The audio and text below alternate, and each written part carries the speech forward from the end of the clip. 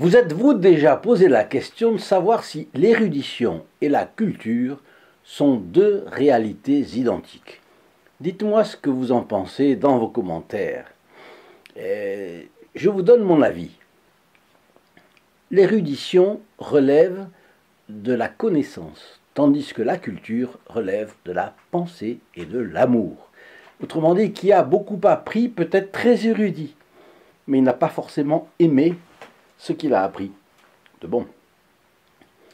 Mais celui qui a beaucoup aimé ce qui est dit digne d'amour dans les choses qu'il a apprises, sort de sa simple érudition et commence à acquérir de la culture.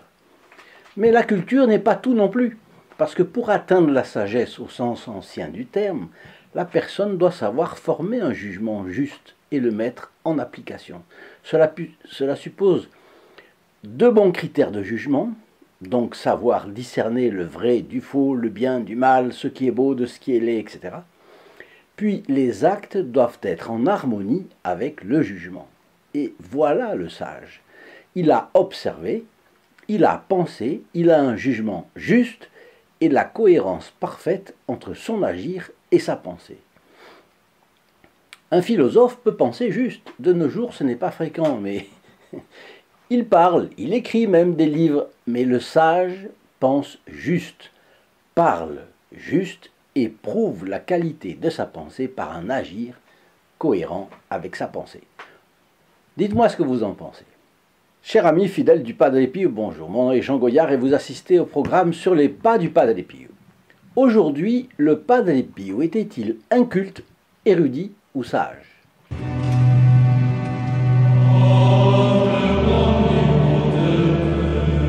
À vous qui découvrez cette chaîne, sachez que son objectif est de répandre à grande échelle la vie foisonnante de miracles de Saint Pio de Pietrelcina.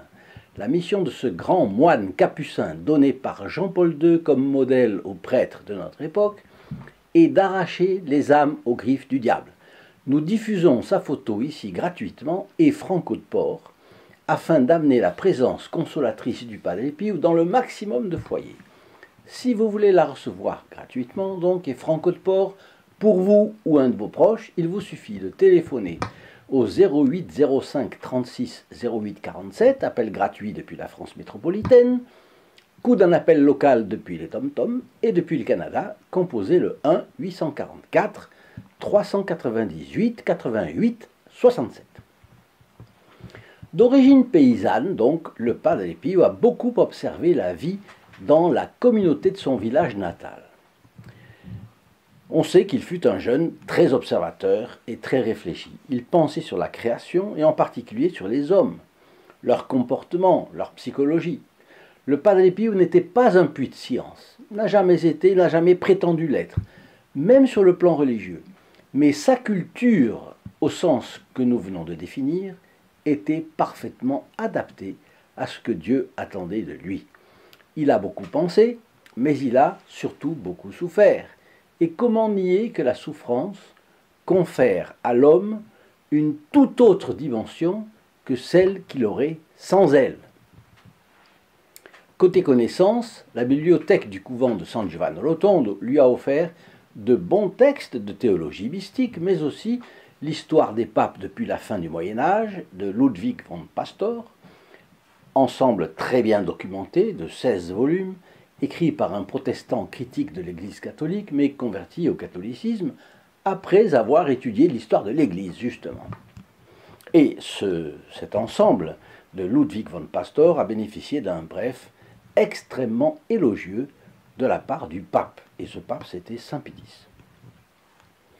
Il y avait aussi les 15 volumes de l'histoire universelle de l'Église catholique du père Rohrbacher, qui est une autorité, l'un des meilleurs ouvrages de la fin du XIXe siècle sur l'histoire de l'Église.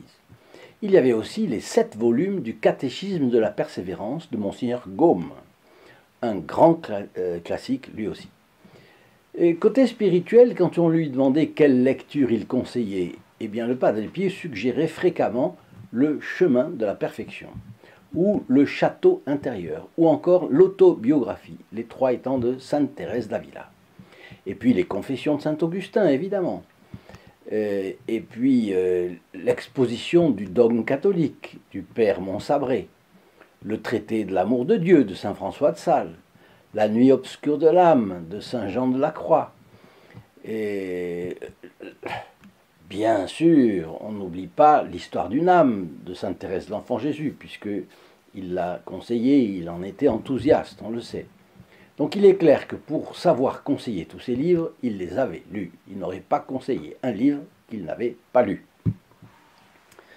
Un jour, le père Pellegrino le provoque. Padre Pio, vous êtes un père spirituel. Il est clair que parmi les choses à étudier ou à méditer, vous choisissez seulement celles qui vous servent à aimer Jésus et son Église.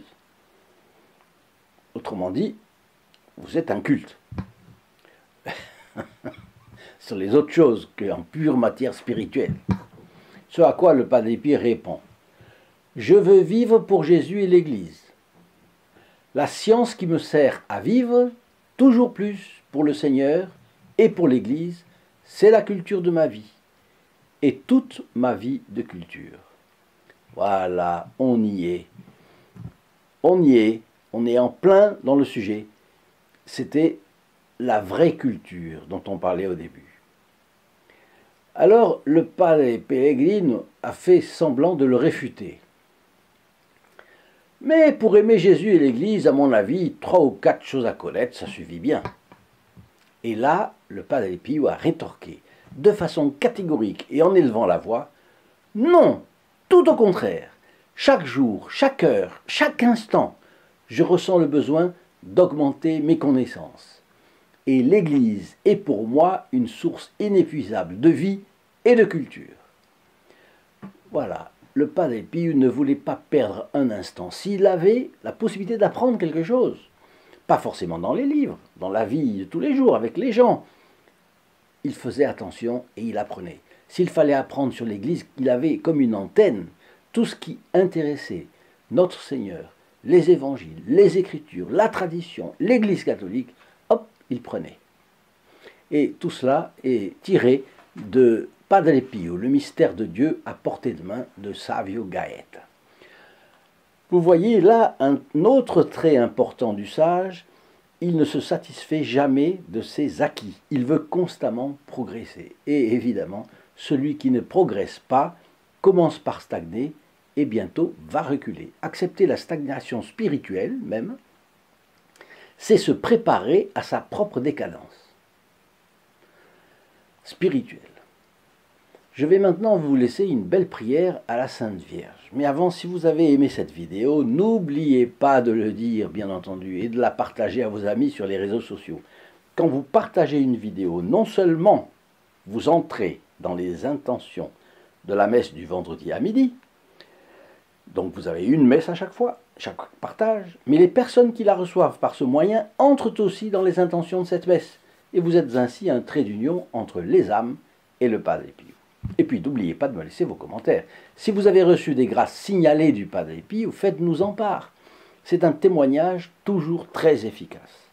N'hésitez pas non plus à vous rendre sur le site www.st-padre-pio.fr pour suivre nos actions. C'est ici en dessous dans la description de la vidéo. Je vous invite à m'y retrouver et vous y connaîtrez aussi le groupe des protégés du Padre Pio. La prière que je vous ai promise. Prière pour l'étude à Marie, trône de la sagesse. Ô Marie, mère du bel amour, mère de la crainte, mère de la connaissance et de la sainte espérance, vous dont la sainte intercession a beaucoup donné à vos enfants, les aidant à progresser admirablement dans la sagesse et la sainteté, même si, seuls, ils sont peu doués pour les choses de l'esprit, moi, votre fils, je vous choisis également comme guide de mes études, puisque vous avez été honorés plus que tous les saints de la splendeur de la lumière céleste, je vous prie humblement, ô ma mère, par les entrailles de votre bonté maternelle et surtout par la sagesse qui s'est faite chair en vous, de m'accorder par votre intercession la grâce de recevoir l'Esprit Saint, afin que mon esprit comprenne, que ma mémoire retienne, que mes paroles expriment tout ce qui est utile pour moi et pour mon prochain, et que nous sachions honorer la Sainte Église et le saint nom de votre Fils, pour la gloire de Dieu et pour mon salut, ainsi soit-il. Chers amis fidèles du Padre Pio, je vous souhaite une fois de plus une très bonne journée autour de notre Saint Padre Pio, et je vous dis à très bientôt. Au revoir.